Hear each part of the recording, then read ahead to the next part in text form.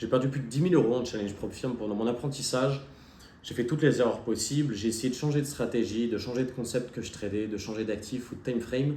Pourtant, rien n'a marché. Et j'ai mis vraiment longtemps à comprendre que le problème, c'était pas ce que je tradais, c'était moi et ma psychologie. Aujourd'hui, je vais te partager les 5 changements de perspective qui m'ont fait passer d'un trader qui a du mal à valider des comptes à plus de 5 chiffres par mois de manière constante grâce au Propfirm. C'est des choses dont personne ne te parle sur les réseaux sociaux parce que c'est moins vendeur que la nouvelle stratégie miracle du moment qui te permettra de faire des milliers d'euros par mois. Là, on va parler de concret, on va parler de soi, de psychologie et de personnalité. Avant de commencer, je pense que toi et moi, on a le même état d'esprit initial. On n'a pas envie d'avoir le job classique, de se lever tous les matins à 8 heures. On a envie d'être libre de notre temps, on n'a pas envie d'avoir de stress financier. Et toi et moi, on est pareil. La seule différence, c'est que j'ai commencé plus tôt et que j'ai tellement échoué que j'avais plus le choix que de réussir. Donc dans cette vidéo, j'ai vraiment pour but de te partager toutes les erreurs que j'ai faites pour t'éviter de les faire et que tu puisses avancer plus vite que moi je l'ai fait. Pendant longtemps, je pensais que je tradais, mais j'avais simplement une addiction au casino déguisée en trading. Le souci avec le cerveau humain, c'est qu'il sécrète de la dopamine, qu'on gagne un trade ou qu'on le perde. Et c'est ce mécanisme précis qui va créer de l'addiction. Le gros problème, c'est que chez tous les traders débutants, ils ne sont pas au courant de ce piège et ils continuent à courir après cette dopamine qui est nocive pour nous au lieu de se concentrer sur ce qui va vraiment les faire progresser. Un vrai trader, c'est quelqu'un qui va sécréter de la vraie dopamine dans le respect de ses règles. Il ne cherche plus le résultat à court terme, mais il va plutôt chercher à faire confiance en son modèle et je vous assure que c'est ça qui paye. Je vais te donner un exemple. Combien de fois tu as pris un trade, tu l'as perdu, ça arrive, et ensuite tu as essayé activement de re-rentrer en position pour refaire cet argent. On appelle ça le revenge trading. C'est arrivé à tout le monde et je suis bien placé pour en parler parce que j'ai cramé beaucoup de comptes Propfirm à faire cette erreur. Le souci, c'est que quand on fait du revenge trading, on sort complètement de son plan et on le sait, mais on n'arrive pas à contrôler cette impulsivité qui vient de l'addiction justement à ce résultat, l'addiction au PNL. Mais si tu essayes de changer cette perspective, tu vois le premier trade, tu prends ton stop loss, c'est pas grave. Mais maintenant, le deuxième, tu te dis non. Cette fois-ci, je vais pas le prendre ce trade, je sais qu'il est pas bon, je vais respecter mon plan. Et quand tu vois le trade aller à ton stop loss, ça, c'est la meilleure dopamine du monde, les gars. Et c'est tellement plus puissant que de gagner même un trade super propre. Parce qu'en fait, on se sent tellement fier de soi dans le respect de ses règles en se disant là, avant, je l'aurais pris ce trade et je l'aurais perdu. Et je sais que par la suite, encore plus frustré du coup d'avoir pris 2 trades d'affilée et que le deuxième soit encore pire que le premier, on essaye encore plus de se cacher de ses erreurs, donc de rattraper les pertes. Et c'est comme ça qu'on crame un compte en une demi-journée. Mais quand on se concentre uniquement sur le respect du plan, on commence à sécréter de la dopamine même quand on perd un trade. Quand j'ai un trade qui est super propre, que je le prends avec une bonne entrée, que je comprends où je mets mon stop loss et mon take profit, même si on va à mon stop loss, je suis content. Pourquoi? Parce que je me dis tous les jours de l'année, ce trade, je l'aurais pris. Maintenant, les trades que j'évite, c'est ceux que je prenais avant pour courir après cette dopamine à court terme. C'est-à-dire tous les trades dont je n'étais pas fier de moi si jamais ils n'allaient pas dans mon sens. Donc maintenant, avant de rentrer en position, je me pose à chaque fois cette question, est-ce que je vais m'en vouloir si le trade ne passe pas? Si la réponse est oui, on oublie la position. On la voit partir sans nous, qu'elle gagne ou qu'elle perde, on a pris la bonne décision. Par contre, si on est sûr que le trade est bon, on voit aucune raison de ne pas le prendre et on regretterait plutôt de ne pas le prendre, là, aucun souci. Même s'il perd, il faut être fier de soi parce qu'on respecte son plan et c'est ça qui va compter à long terme. Et ça m'amène directement à mon deuxième point et ça, personne ne me l'a dit, je ne l'ai pas trouvé sur les réseaux sociaux et j'ai mis vraiment du temps à le comprendre. C'est que le cerveau, il a une tendance à l'auto-sabotage. Est-ce que ça t'est déjà arrivé de refaire la même erreur plusieurs fois, de savoir que c'est une erreur mais tu ne peux pas t'empêcher de la faire? Ça rend malade mais on ne peut pas s'empêcher. Et après, on se dit, mais pourquoi je l'ai repris ce trade? Pourquoi j'ai refait cette erreur? Pourquoi j'ai changé mon risque? Si tu regardes cette vidéo, je suis sûr que ça t'est déjà arrivé et t'inquiète pas, ça m'est arrivé un bon nombre de fois. La majorité des gens vont se dire, je manque simplement de discipline. Cette fois-ci, j'ai compris. La prochaine fois, je ne le referai plus. Mais pourtant, si ça arrive tout le temps, c'est que le problème, en fait, il ne vient pas de la discipline. C'est simplement neurologique. Le cerveau, il rejette plus que tout le changement. Et quand on veut changer de vie, on doit changer d'environnement, on doit changer ses perspectives. Et ça, pour le cerveau, c'est de l'incertitude et il rejette ça plus que tout au monde. Il va préférer refaire les mêmes erreurs en boucle, quitte à s'auto-saboter, plutôt que de sortir de sa zone de confort et s'autoriser à viser mieux. Donc le FOMO ou couper ses positions trop tôt, qu'elles soient en perte ou en gain, ça, c'est un biais neurologique qui nous empêche de prendre les bonnes décisions. Quand vous coupez une position trop tôt alors qu'elle est en perte, c'est parce que l'idée même d'en perdre plus ou l'incertitude de se dire si je ne réussis pas à remonter ce compte, à remonter mon drawdown, peut-être que je n'ai pas de valeur en tant que trader, peut-être que j'y arrive juste pas. En fait, c'est cette incertitude qui vous fait vous auto-saboter. Alors que si vous coupez la position maintenant, avec le montant que vous voyez en perte, vous savez à quoi vous attendre. Vous vous dites, ok, au lieu de perdre les 1000 dollars, qui mettrait mon compte un petit peu dans la merde, là je perds que 700 dollars et je sais à quoi m'attendre. J'aurai 300 dollars de plus pour rattraper mon compte. Et ça, c'est le cerveau qui cherche à s'auto-saboter. Parce que si vous laissiez votre trade tourner, que vous suiviez uniquement votre stratégie, plein de fois le trade que vous aviez à 700 $ de drawdown pourrait se retourner et aller jusqu'au TP. Mais ça on le sait tous et ça rend malade quand on voit le trade se passer et qu'on a coupé trop tôt. Et on s'en veut à mourir, mais malheureusement on le refait la fois d'après. Maintenant tu connais toutes ces informations. Tu les as apprises, tu les as comprises, mais tu n'arrives pas à les répliquer. Tu ne sais pas pourquoi, tu as l'impression d'avoir les compétences, tu as appris énormément de choses sur le trading et pourtant tu n'es pas capable de les appliquer et d'avoir les résultats que tu vois les autres avoir. Je pense que comme moi, tu as regardé des centaines et des centaines d'heures de contenu sur les réseaux sociaux, tu comprends à peu près tous les concepts, tu as une idée de comment fonctionnent tous les types de stratégies, que ce soit ICT, la SMC ou encore le support et résistance, tu comprends dans la globalité ce qui se passe sur les marchés. Quand tu regardes une vidéo YouTube ou que tu regardes par exemple moi ou Mathieu trader en live, tu comprends ce qu'on dit. Pourtant, tu n'arrives pas à le répliquer sur les graphiques. Et le problème de ça, c'est qu'il y a une vraie différence entre l'accumulation de compréhension intellectuelle et l'apprentissage et la compétence. Le piège en trading, c'est de penser que plus égale mieux. Mais le souci, c'est que si tu essayes d'accumuler toutes les compétences du monde, tu vas simplement t'éparpiller. C'est là que le trading fonctionne vraiment différemment de toutes les autres compétences que tu peux apprendre. La suranalyse, ça donne un sentiment de fausse progression. Tu as l'impression que tu te rapproches de ton but, mais en fait non, tu t'en éloignes. J'ai commencé en regardant les vidéos d'ICT et il y a des centaines et des centaines d'heures sur sa chaîne. Je pense que j'ai regardé plus d'1 millier d'heures de ces vidéos. J'ai tout noté dans un carnet au mon début. J'apprenais tous ces concepts, toutes ces différentes stratégies, tous ces différents modèles d'entrée en pensant que ça allait faire de moi un maître des marchés. Et pourtant, en comprenant tous ces concepts, en le voyant trader et en étant capable de répliquer à la suite de ce qu'il faisait les mêmes trades que lui, mais quand c'était mon tour de trade pour de vrai en live, j'étais pas capable d'avoir des résultats consistants. Pourquoi? Parce que si tu commences à apprendre toutes les stratégies, tous les concepts, tu vas commencer à avoir des setups partout. Le gros problème vient des réseaux sociaux.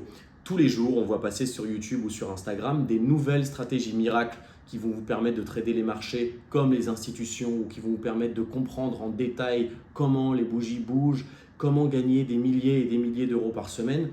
Et le souci de ça, c'est que ça disperse votre attention au lieu de la focaliser en un seul point. On sera toujours meilleur en étant le maître d'une seule compétence qu'en ayant un niveau moyen partout. Il n'y a aucun domaine dans lequel c'est plus vrai qu'en trading. S'il vous plaît, concentrez-vous sur un seul modèle, un seul actif, une seule session et maîtrisez-la à 100%. C'est comme ça que vous verrez vraiment des résultats. Le souci, c'est qu'aujourd'hui, l'attention, c'est le produit de la société et qu'on a envie de vous garder en haleine avec des nouvelles stratégies miracles. Et j'ai commencé à avoir des résultats quand je me suis concentré sur une stratégie rentable. C'est la partie la plus facile en trading, d'avoir une stratégie, mais la tenir et lui laisser le temps de nous prouver ses résultats, ça c'est déjà beaucoup plus dur. Ok, maintenant on a compris quelle est la bonne et la mauvaise dopamine en trading, donc on arrête de chercher le PNL. On a compris que le cerveau nous auto-sabote, donc il faut s'autoriser au changement pour réussir à avoir la vie qu'on a envie d'avoir. Et troisièmement, on sait qu'il ne faut pas s'éparpiller et se concentrer uniquement sur la maîtrise d'une compétence particulière. Mais le quatrième point dont j'ai envie de vous parler, je pense que c'est celui sur lequel j'ai passé le plus de temps parce que j'ai vraiment mis du temps à comprendre ça. Le trading, c'est un marathon, ce n'est pas une course. Le temps, ça peut être à la fois votre allié et votre ennemi. Mais malheureusement, quand on commence le trading, c'est souvent notre ennemi. J'ai eu tendance trop vite à me croire trop compétent et prêt. Et je pense que tu vas te reconnaître dans ce que je vais te dire. Mais quand j'ai commencé, j'ai pris mon premier compte, un challenge propre firm à 10K. Je voulais pas dépenser trop d'argent. Il a bien commencé, puis j'ai fini par le cramer en faisant une erreur psychologique. Et je me suis dit, ok, cette erreur, je l'ai comprise. Je vais pas la refaire.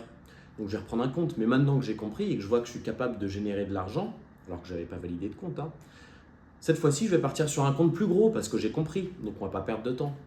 Alors j'achète en 50K et rebolote. Sauf que cette fois-ci, j'ai vraiment compris, je ne vais pas refaire la même erreur une troisième fois. Donc j'achète un 100K. En fait, c'est parce que je combinais ça avec les erreurs dont je vous ai parlé précédemment et le fait de vouloir se rusher et absolument avoir les résultats trop tôt fait qu'au final, je me suis retrouvé beaucoup plus profondément dans ce trou que je n'aurais dû l'être. Et c'est comme ça que j'ai perdu plus de 10 000 € en challenge propre firm. Parce que je ne pouvais pas m'empêcher d'en racheter. J'avais le malheur d'avoir un petit peu d'argent de côté avec d'autres business que j'avais lancés avant. Et j'ai tout foutu à la poubelle parce que je n'ai pas pris le temps de maîtriser la compétence avant de me lancer activement avec du capital. La vraie force du trading, c'est que ça fonctionne comme les intérêts composés si on faisait de l'investissement à long terme. Ça veut dire que plus on avance dans le temps, plus on va gagner vite et beaucoup. Mais ce que ça veut dire aussi, comme toutes les courbes exponentielles, c'est que le début est très plat pendant longtemps. Et que petit à petit, ça va accélérer, que vous allez commencer à accumuler du capital et pouvoir faire de plus en plus d'argent. Mais si tu perds patience sur le début de la courbe et qu'à vouloir essayer de monter trop vite, tu crames ton compte, donc tu te retrouves au niveau 0 à chaque fois, et bien en fait, tu peux te retrouver 1 an, 2 ans ou 3 ans plus tard à être toujours au niveau 0, alors que la personne qui ne s'est pas pressée, elle est en train de bénéficier des intérêts composés du trading. L'accumulation du capital, elle met du temps à arriver. Et ça, j'ai pas été capable de le comprendre avant vraiment longtemps. J'avais trop envie de faire de l'argent rapidement avec le trading. Donc si tu débutes, tu vas commencer avec un seul challenge propre firme que tu vas trade de manière conservatrice pour éviter de le perdre. Et tu vas ensuite réinvestir l'argent que tu fais des différents payouts. L'objectif, ça va être de traiter le trading comme un vrai business. Et dans un vrai business, on a envie de sortir le minimum possible de son argent de sa poche et de réinvestir les bénéfices et le chiffre d'affaires que fait notre business pour le faire tourner. Et c'est là que le temps devient ton allié. Quand tu as pris le temps de développer ton système sans te précipiter, tu peux vraiment en récolter les fruits. L'ennemi, c'est pas le marché, ce sera jamais de sa faute. Si tu t'es précipité et que tu es rentré dans un trade parce que tu n'as pas voulu attendre le week-end pour rentrer en position et refaire les pertes de la semaine, ce qui peut arriver, eh ben, tu te sabotes. Quand tu reprends un compte 100K alors que tu n'as pas encore fait de payout et que ton compte avant c'était un challenge 50K et que tu veux passer une étape pour accélérer le processus, tu es en train de te saboter. Mais si tu traites le trading comme un business, tu vas voir, ça va payer. Et mon dernier point, celui qui est le plus personnel je pense, c'est la solitude en trading. On le sait, le trading c'est un jeu solo, c'est nous contre nous-mêmes. Techniquement, il n'y a qu'une seule personne qui peut appuyer sur le bouton vendre ou sur le bouton acheter, c'est nous. Donc on est seul responsable, on est seul maître à bord. Mais le gros souci avec ce concept-là, c'est que quand on s'isole dans une compétence aussi vaste et aussi floue que le trading, on peut passer des mois et des mois, voire des années à tourner en rond parce qu'on ne sait pas dans quelle direction aller, alors que le chemin il est tout tracé, il est juste là. Imagine quelqu'un qui est tout seul sur une île déserte et qui s'est perdu dans la jungle, le GPS ne marche plus. Cette personne va avoir tendance, parce qu'elle est toute seule, qu'elle ne connaît pas la direction, à tourner en rond. C'est le cerveau humain qui fait ça, on n'arrive pas à retrouver la rive, on n'arrive pas à retrouver la côte. Même si l'île déserte, il suffirait de marcher une demi-heure tout droit dans une direction pour trouver la côte parce que l'île est toute petite, on pourrait passer des semaines et des semaines dans la famine, dans la fatigue, dans le désespoir, à essayer absolument de chercher l'issue, alors qu'en fait on ne cherchait pas au bon endroit. Le trading, c'est exactement pareil. J'ai passé des mois et des mois tout seul à ne pas comprendre ce qui allait pas, à essayer de changer ma stratégie, alors qu'en fait, je n'avais pas les yeux rivés sur le problème. Le problème, c'était mon fondement, c'était moi. Et je me suis retrouvé dans cette situation, tout seul sur l'île déserte, dans la jungle, à tourner en rond comme ça, à n'en plus pouvoir. Mais en fait, si j'avais été guidé, j'aurais pu trouver la bonne direction bien plus rapidement. Mais si tu regardes cette vidéo, tu es déjà sur le bon chemin parce que je suis là pour ça. C'est exactement pour cette raison que je suis en train de te parler actuellement.